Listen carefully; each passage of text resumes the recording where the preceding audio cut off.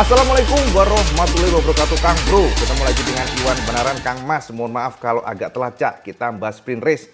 Tapi IWB berusaha keras untuk membahas karena ini adalah sebuah tontonan yang patut kita bahas secara dalam, Cak. Sebab teman-teman semuanya, kita nggak pernah nyangka Pecco Bagnaia sesulit itu.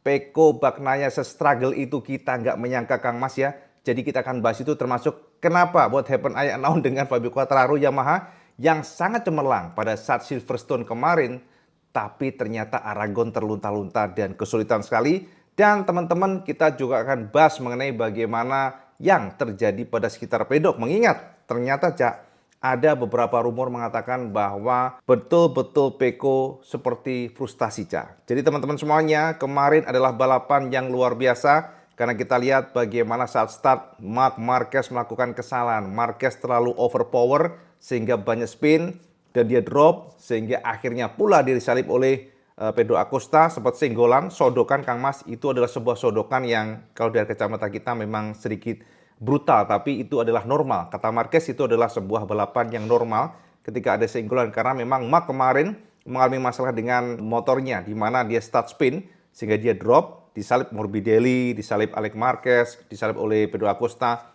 Namun kata Marc kemarin adalah setelah dia melakukan kesalahan, dia mencoba untuk hard braking, jadi melakukan pengereman keras. Itu gunanya untuk menormalkan posisi radio device.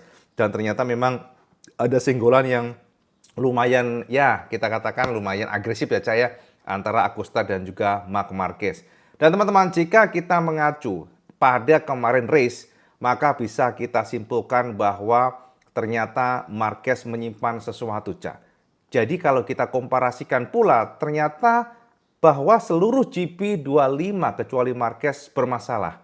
Jadi kurang perform. Apalagi kita perhatikan sepertinya Pecco juga betul-betul bermasalah. Pecco menyatakan secara lugas dan jelas kepada para media kemarin di Aragon. Feeling dari GP25 betul-betul sangat-sangat problem. Bencana, Cak, bahasanya, Cak. Kita akan bahas nanti, Cak, ya. Jadi yang jelas, yang pasti, sebelum kita membedah secara detail apa kata pembalap, apa yang bisa kita simpulkan dari balapan kemarin, kita akan bedah dulu seperti apa data di atas kertas. Dan inilah yang membuktikan bahwa memang Marc Marquez dan Alex Marquez seperti di liga yang berbeda. Saya mengintip langsung datanya di sini, Cak. Nah, Cak, inilah hasil Aragon Sprint yang bisa kita pastikan bahwa Marc Marquez masih the king of Aragon, Kang Mas. Jadi teman-teman semuanya, kemarin Marc Marquez yang di awal melakukan kesalahan pada saat start karena spin, dan ternyata Marquez dengan hasil yang luar biasa mengoleksi 12 poin. Marquez saat ini menjadi pembalap yang sulit dikalahkan.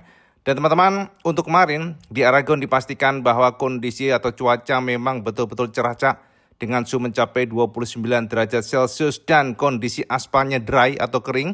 Sementara kelembapan mencapai 39% dengan ground mencapai 52 derajat Celcius. Ini adalah sebuah suhu yang sebenarnya bisa kita katakan cukup panas untuk daerah Spanyol.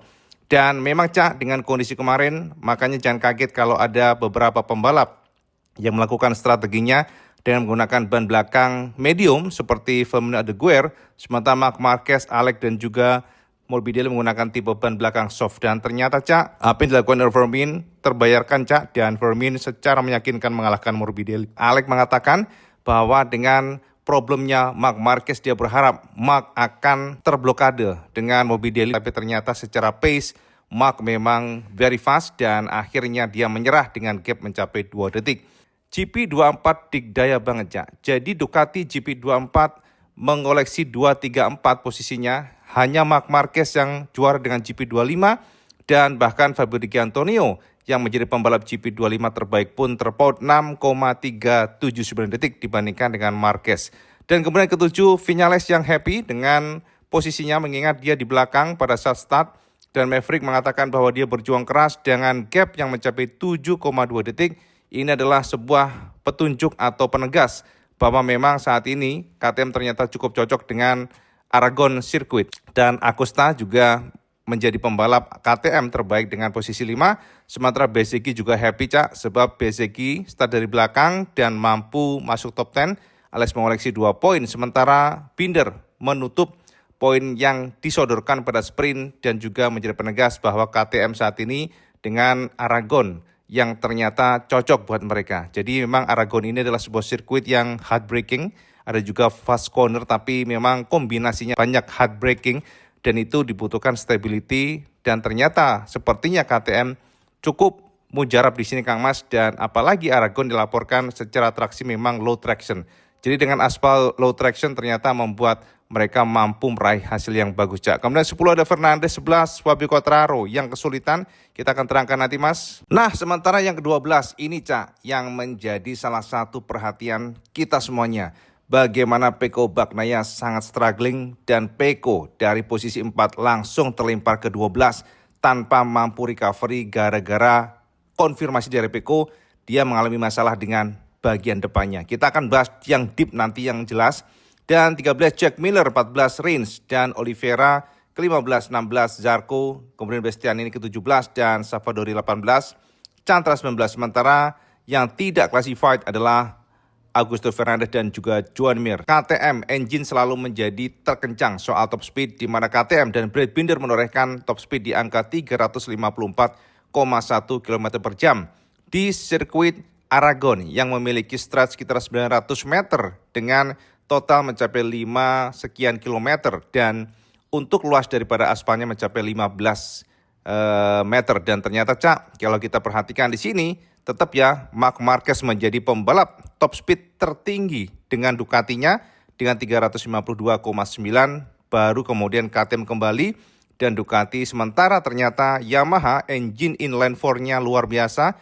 Di Aragon mampu tembus di 350,6 km per jam. Tanda secara horsepower memang Yamaha M1 cukup bagus, Cak. Tapi ada beberapa problem kenapa kemarin bermasalah dan kurang bisa merangsek ke depan. Kita akan bahas nanti. Nah, kemudian, Cak, untuk terakhir ternyata Fabio Quartararo yang juga kita lihat sangat suffering untuk top speednya. Jadi sepertinya memang ada usaha dari Yamaha untuk mengurangi horsepower dari Fabio.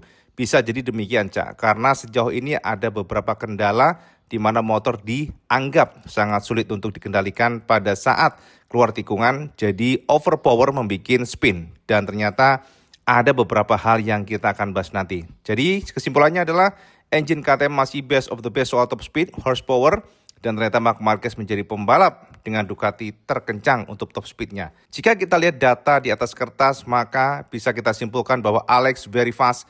Alex memang luar biasa menggunakan GP24 dan Alex menorehkan best lap di 1 menit 46,906 detik, sedikit mengungguli Marc Marquez. Dan hanya kedua pembalap ini, Cak, yang mampu menjebol tembok 1 menit 46. Sekali lagi, hanya mereka berdua, Marquez bersaudara, sama-sama Ducati yang mampu menorehkan waktu di 1 menit 46.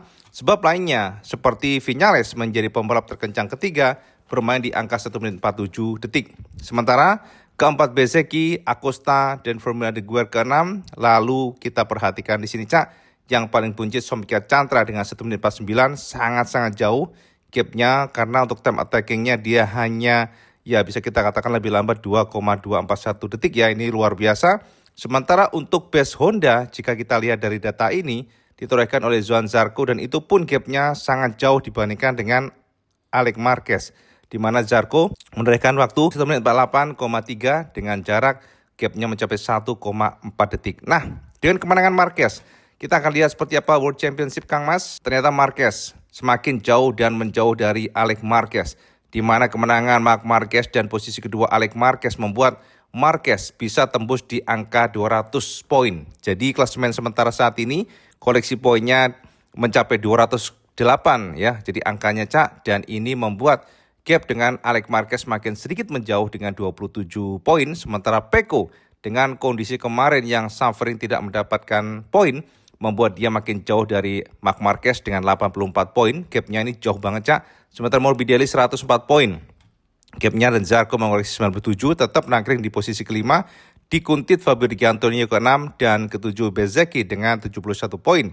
Firmino Aguero sangat bagus, Cak, bisa nangkring di posisi ke-8. Lalu Acosta, 10 Quartararo yang pada kondisi kritikal karena pada posisi 10 dan sangat terbuka akan melorot.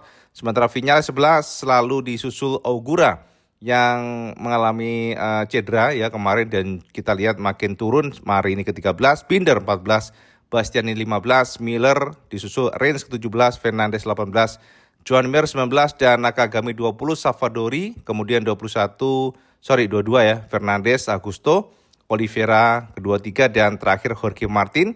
Sementara untuk konstruktor, teman-teman, ternyata Honda luar biasa. Honda menjadi pabrikan yang mampu nangkring kedua di belakang Ducati mengalahkan Aprilia dan KTM. Ini adalah sumbangsih dari Zarco tentunya, Cak. Akan tetapi juga jika kita perhatikan sebenarnya di mana di Aragon ini Honda sepertinya agak suffering, agak struggling ya. Tapi ya kita lihat seperti apa nanti usaha mereka karena ada beberapa perbedaan penggunaan ban. Kita akan bahas setelah ini, Cak. Ducati pertama, Honda kedua dan Aprilia ketiga, KTM keempat dan Yamaha terakhir, Cak, untuk konstruktor, pabrikan dan tim. Ducati Lenovo masih merajai disusul Gresini ketiga Pertamina Enduro, Red Bull keempat, LCR Honda kelima dan 6 Monster Energy Yamaha, 7 Aprilia Racing dan Red Bull KTM ke-8, Trackhouse 9. Lalu Honda HRC, Castro 10 dan Prima Pramac Racing ke-11. Ini adalah gambaran semuanya. Setelah Marc Marquez juara di sprint, Aragon ternyata memang semakin lama klasemen sementara semakin melebar, Cak. Kita lihat seperti apa hari ini, Cak. Nah, jadi ngono Kang Mas ya. Jadi sudah jelas sekali padang jinglang ya ibaratnya ya. Bahasa kita pokoknya padang jinglang terang benderang.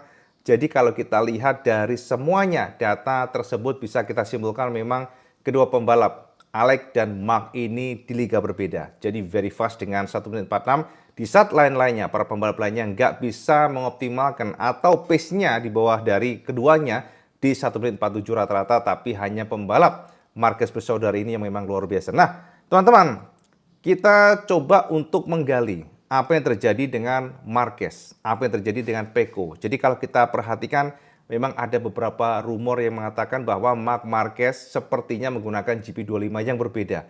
Banyak juga yang memberikan semacam melemparkan isu-isu ya bahasanya, Cak, ya, bahwa Marquez sepertinya menggunakan motor yang GP25 dengan setup yang berbeda, setup yang lebih bagus dibandingkan dengan Pecco. Apakah betul demikian? Nah, teman-teman, jika kita melihat pernyataan Marquez kemarin, sangat menarik sekali, Cak, ya, sebab Marc ternyata juga bingung dengan yang dikatakan oleh Pecco, dengan apa yang terjadi pada Pecco. Bahkan Marc memberikan pertanyaan kepada para teknisi dari Ducati.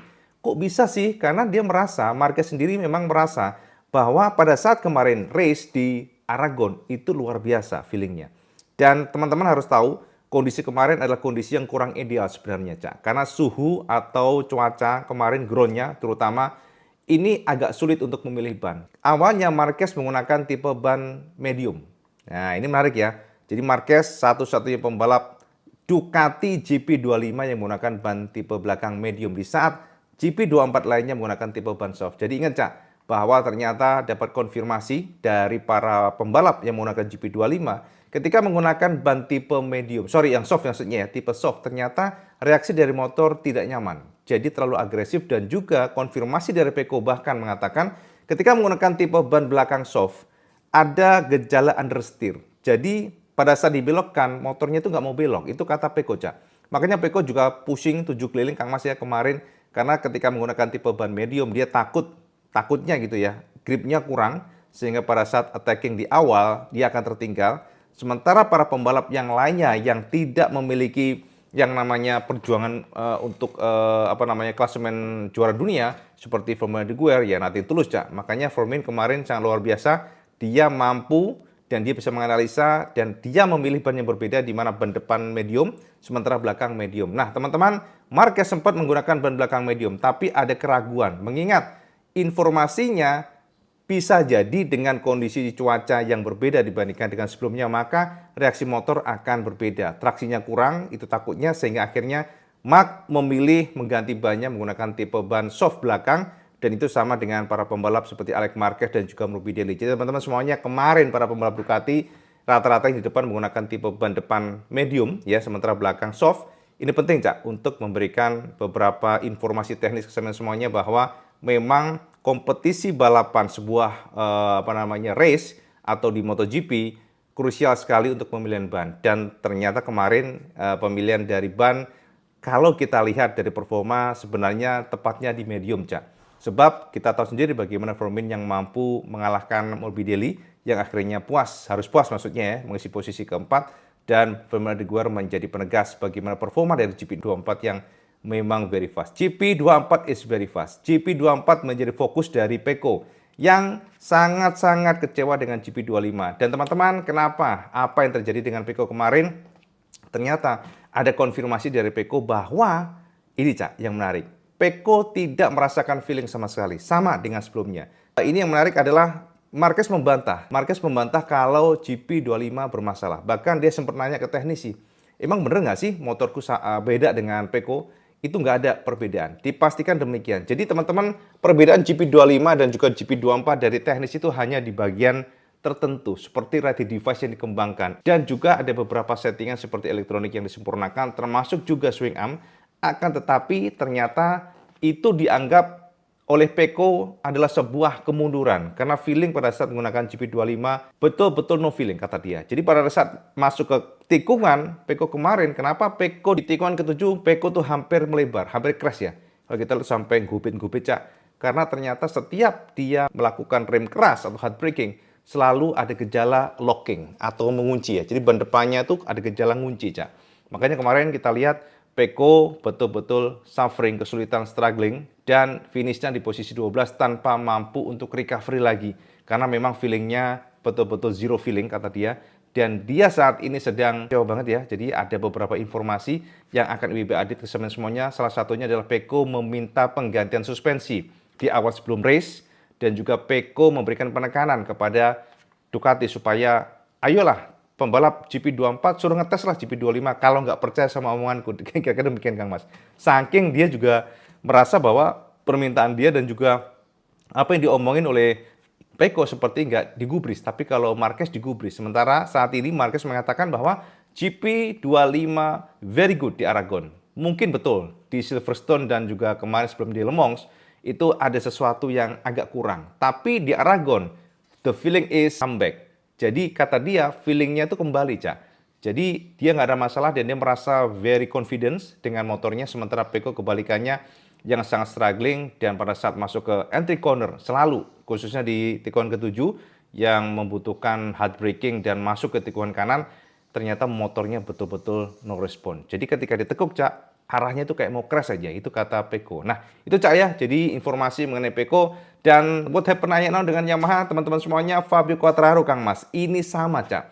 Fabio juga bermasalah pada saat di Aragon, tidak sama dengan kemarin di Silverstone yang sangat luar biasa. Ternyata sekali lagi, dengan track yang berbeda, dengan layout yang berbeda, dengan posisi tikungan yang berbeda, di mana kombinasi tikungannya 17 dengan sebelah kiri ke 10 kali ke kiri, sebelah kanan ke kanan, dan itu beda dibandingkan dengan Silverstone kemarin. Ternyata Fabio Quartararo sangat suffering.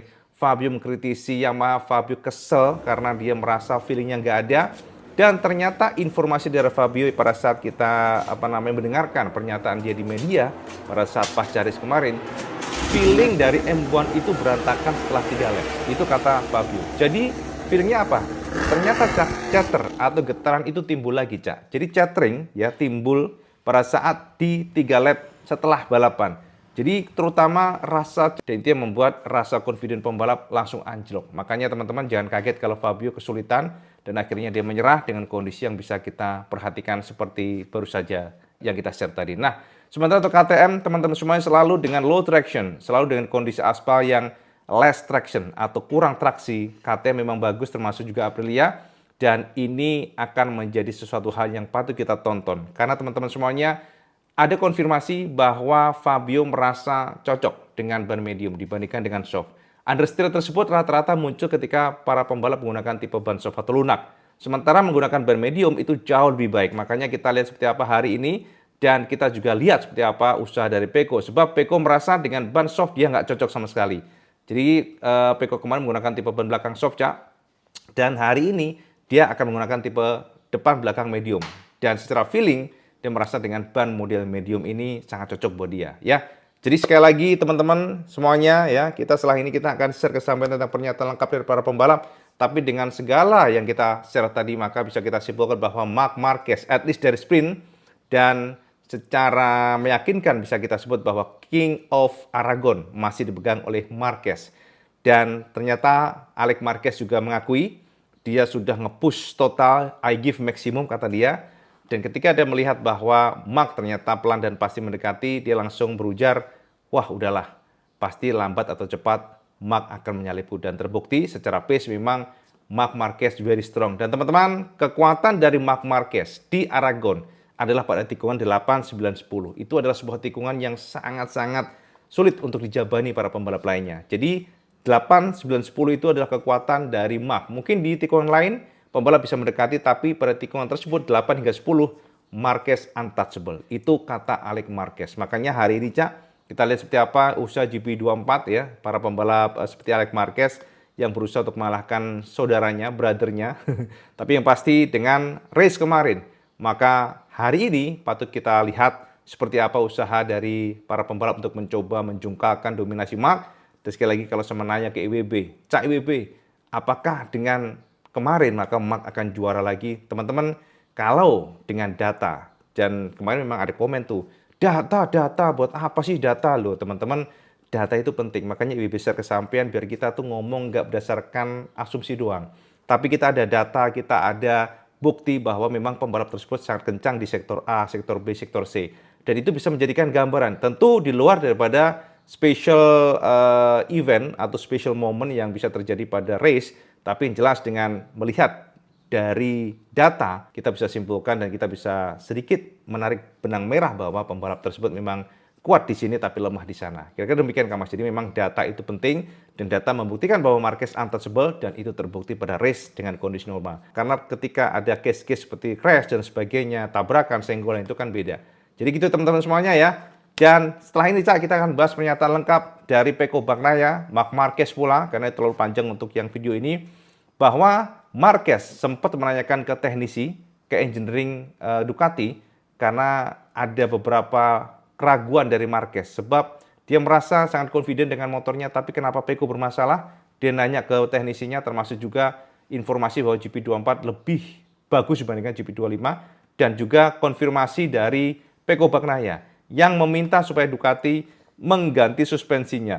Kita akan bahas nanti setelah ini. Dan seperti biasa, teman komen di bawah kira-kira Saman pede nggak Marquez menang lagi. Teman komen di bawah, dan seperti biasa kalau Saman suka video Saman like, share, dan subscribe. Ojo lali, Cak. Saman sholat 5 waktu karena itu yang paling penting. Assalamualaikum warahmatullahi wabarakatuh. Selamat kandas.